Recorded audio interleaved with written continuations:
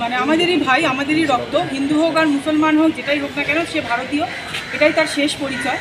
সেই ভাইকে যেভাবে নৃশংসভাবে খুন করা হয়েছে, সেখানে আমি অনেক বড় বড় বুদ্ধিজীবী এবং প্রচুর মহামান্য আইনজীবীদের খুব একটা কিছু বলতে শুনলাম না। যেহেতু শুনলাম না, তাই জন্য আমি সত্যিই আজকে প্রচণ্ড ব্যথিত। আমি এটা নিয়ে প্রচণ্ড নিজেও একটা ডিপ্রেশনের মধ্যে ছিলাম যে আজকে আমরা কোন রাজ্যে দাঁড়িয়ে অবস্থান করছি, কোন ভারতবর্ষে আমরা আছি, এটা কি রাজ্য, এটা ধিক্কার।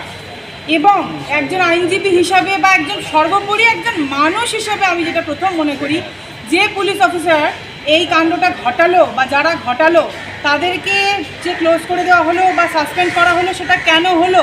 প্রথম তাদের নামে কেন খুনের মামলা রুজু করা হলো না? প্রথম 302-এর ধারায় মামলা দিয়ে তাদের নামে এফআইআর করে দেন তাদেরকে কেন অ্যারেস্ট করা হলো না? এটা হচ্ছে আমার প্রথম প্রশ্ন। এই নিয়ে মুখ খুলতে আমি অনেক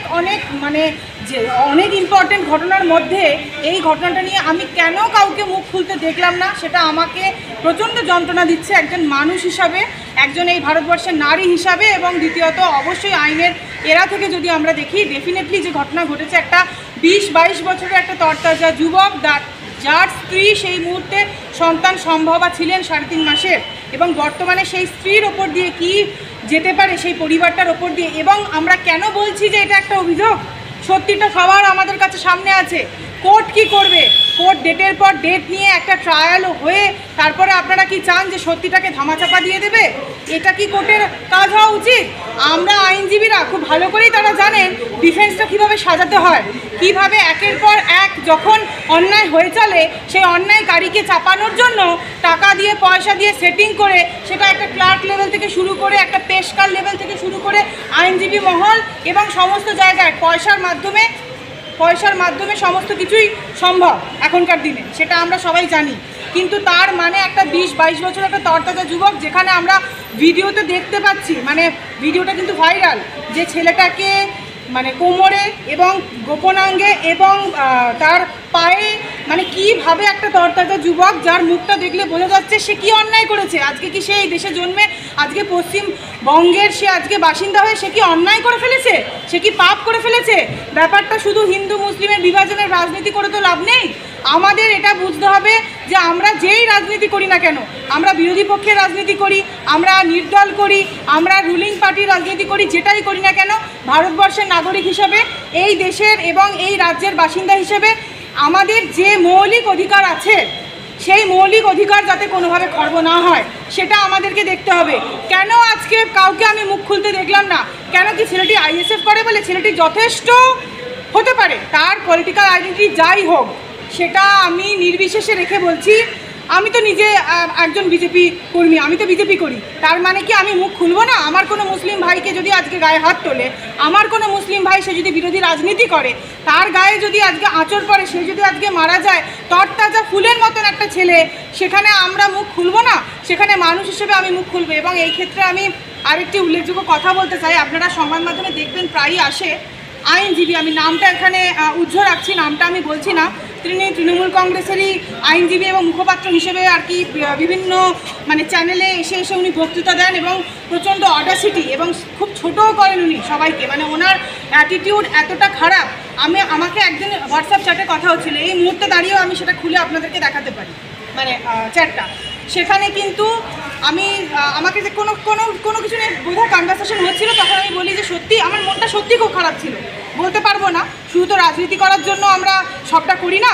আজকে অন্তত আমি আপনাদের সামনে কোনো রাজনৈতিক মঞ্চে দাঁড়িয়ে নেই, একজন মানুষ হিসেবেই আমার যন্ত্রণাটা আমি আপনাদের কাছে প্রকাশ করছি, এর বাইরে কিছু নয়। তো আমি জাস্ট হোয়াটসঅ্যাপ চ্যাটে বলছিলাম যে সত্যি ঢোলা থানায় একটা 20 বছরের ছেলে মারা গেল, এরপরে সত্যি আর মাথা ঠান্ডা রাখা যাচ্ছে না, মন মেজাজ খুবই খারাপ। এই কথাটা বলার জন্য সে আমাকে ইনসাল্ট করছে। সেই ছেলে, সে আমার কলেজের জুনিয়র, যদিও সে বিরোধী রুলিং পার্টির সে রাজনীতি করে। কেন? সে নিজে একজন মুসলিম, সর্বোপরি বলে রাখি সে নিজে কিন্তু একজন মুসলিম, আমি কিন্তু একজন হিন্দু। আমি একজন বিজেপি কর্মী হিসেবে আপনাদেরকে বলছি, আজকে যদি আমার মুসলিম ভাই মার খায়, আমি কিন্তু দাঁড়াবোই, অবশ্যই দাঁড়াবো, কারণ সে আমার ভারতবাসী। আমার কাছে সেটাই শেষ কথা, তার কাছে কিন্তু তৃণমূল কংগ্রেসই শেষ কথা। সে যেহেতু তৃণমূল কংগ্রেসের, আমি জানি না ঢাকার জন্য কেন সে নিজেও একজন আইনজীবী, সে নিজেও টেলিভিশনে দিনের পর দিন এসে বক্তৃতা রাখে নিজের কেরিয়ারের উন্নতি করার জন্য। আচ্ছা, আমরা কি শুধু নিজের কেরিয়ারের উন্নতিই করব? প্রথমে কি আমরা একটু মানুষ হওয়ার চেষ্টা প্রথমে করব না? প্রথমে তো আমরা মানুষ, তারপরে তো আমরা রাজনীতিবিদ বা আমরা আইনজীবী বা আমরা ক্যারিয়ারের যে প্রান্তেই যাই না কেন। যে ছেলেটিকে তার গোপনাঙ্গে মানে ইলেকট্রিক শক দিয়ে তাকে শোষণ করা হলো, তাহলে সেই ছেলেটির বাবা মা নেই? সেই ছেলেটির কি মা 9 মাস তাকে গর্ভে ধারণ করেনি? তাহলে কি সেই ছেলেটি হিন্দু হোক বা মুসলিম হোক, আমি শুধু বলছি না সে মুসলিম বলেই, কিন্তু হ্যাঁ মুসলিমরাও আরও বেশি করেই অত্যাচারিত হচ্ছে এই রাজ্যে, এটাই সত্যি। কারণ তৃণমূল সরকার মুসলিম ভাই বোনেদের ইউজ করছে তার ভোট ব্যাংকের জন্য, ভোট ব্যাংকটাকে বাড়ানোর জন্য। আমি সকল মুসলিম ভাইদের অনুরোধ করব যে আপনারা ভারতীয় হওয়ার পথে এগিয়ে আসুন। আপনারা শুধু শুধু এই যে আপনাদের মাথায় পট্টি পরিয়ে, চোখে পট্টি পরিয়ে, ঘোল ঢেলে আপনাদেরকে যে মিথ্যাটা বোঝাচ্ছে তৃণমূল সরকার যে আমরা তোমাদের পরে, আমরা তোমাদেরকে বাঁচাচ্ছি, এটা কিন্তু ভুল কথা, এটা পুরোপুরি মিথ্যা কথা। এই সত্যি কথাটা বলার ক্ষমতা নেই। এটাই এক্সাম্পল যে তৃণমূল কংগ্রেস কর্মী মানে যে ভাই, তাকে আমি ভাই বলে সম্বোধন করতাম, সে মুসলিম সম্প্রদায়ের, সে কিন্তু আজকে মুসলিমের হয়ে কিন্তু দাঁড়ালো না। তাকে কিন্তু আমি কোনো মিডিয়া বাইরে দিকে দেখলাম না। আজকে আবার সে হয়তো শুনে সেটা দিতে পারে, তার মনে হতে পারে, কিন্তু তার মধ্যে মনুষ্যত্ব, আরে রক্ত কি আজকে হিন্দু মুসলিমের কিছু আছে রক্ত? আজকে আমার যদি রক্ত লাগে, আমার মুসলিম ভাইয়ের রক্তটা কি আমি নেব না? আমি যে মুহূর্তে মারা যাবো আমার ফ্যামিলির মেম্বার কি সেই মুসলিম ভাইয়ের রক্তটা কি নেবে না? এই বিভাজন, এটাও কিন্তু আপনারা কিন্তু কখনোই এটা ভাববেন না যে আমাদের ভারতীয় জনতা পার্টি শুধু মুসলিম হিন্দু বিভাজন করছে। মেন মুসলিম হিন্দু বিভাজন করছে তৃণমূল কংগ্রেস। তার কারণ তারা মুসলিম ভোটটাকে কিনছে। ভারতীয় জনতা পার্টি যেটা করছে সেটা ভারতীয় হিসাবে ক্যাটাগরাইজ করতে চাইছে যে আমরা সবাই ভারতীয়, এটা করতে চাইছে। হ্যাঁ, হিন্দু ধর্ম যেহেতু আমাদের সংস্কৃতি এবং পরম্পরার মধ্যে পড়ে, ডেফিনেটলি সেটাকে আমরা প্রোটেক্ট করার ভাবাবেগ আমরা সবসময় চেষ্টা করে যাচ্ছি। কিন্তু আজকে আমাদের যে মুসলিম ভাইকে পিটিয়ে মারা হয়েছে সেই কেস কেন ঠান্ডা ঘরে চলে গেল? এবং সবচেয়ে বড় কথা, আজকে আইনজীবীরা হঠাৎ করে একটা পাবলিক ইন্টারেস্ট লিটিগেশন ফাইল করেছেন, যেটা ওনারা করতে পারেন না, অনারেবল চিফ জাস্টিসের কাছে, কিনছে না অনারেবল জাস্টিস অমৃতা সিনহার ডিটারমিনেশনটা বদল করা হোক, যে গ্রুপ 9 মামলাটা বদল করা হোক। কেন করলো এটা? এবং কারণ এটা তো ডিসমিস ইন লিমিনি করা উচিত। চিফ জাস্টিস বললেন যে না, এটা আমরা নেব না, এটা আমার ডিসিশন, আমি কাকে ডিটারমিনেশন দেবো। তারপরে হঠাৎ করে 1 মাসও গেল না, তার মধ্যেই মামলাটাকে পেন্ডিং রেখে হঠাৎ করে চেঞ্জ করে দেওয়া হলো ডিটারমিনেশন অন্য বেঞ্চে। আমি সবার প্রতি, সব জজ সাহেবের প্রতি সম্মান রেখেই বলছি যে আজকে যখন কিছু হাইকোর্টের একটা পার্টিকুলার পার্টি পলিটিক্স করা গোষ্ঠীর আইনজীবী যখন আমাদের মহামান্য বিচারপতিকে সরানোর জন্য, অমৃতা সিনহাকে সরানোর জন্য মামলা করলো, সেই মামলাটা কেন ডিসমিসের লিমিটে প্রথমত হলো না? মামলাটা ঝুলিয়ে রেখে কেন ডিটারমিনেশনটা চেঞ্জ হলো? এটা কি জুডিশিয়ারির গালে থাপ্পড় হলো না? এটা কি জুডিশিয়ারিকে অপমান করা হলো না?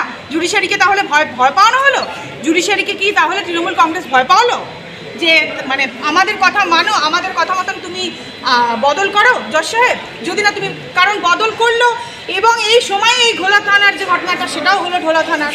তো এই যে ঘটনাগুলো ঘটে যাচ্ছে এটা সত্যি খুব খারাপ। আমাদের যারা সিনিয়ররা আছেন তারা তো দেখছেন, মামলা লড়ছেন, অবশ্যই আমরা বিচারের আশা করছি। এবং আমিও হাত জোর করে আমি রিকোয়েস্ট করব ভারতবর্ষের একজন জনগণ হিসেবে যে আমাদের এই যে আবু সিদ্দিকী ভাই, যাকে এইভাবে পিটিয়ে মারা হয়েছে কাস্টাডিতে, সে যেন অবশ্যই বিচার পায় এবং মহামান্য কোর্ট যেন তাকে বিচারের প্রক্রিয়ায় বহাল রাখে।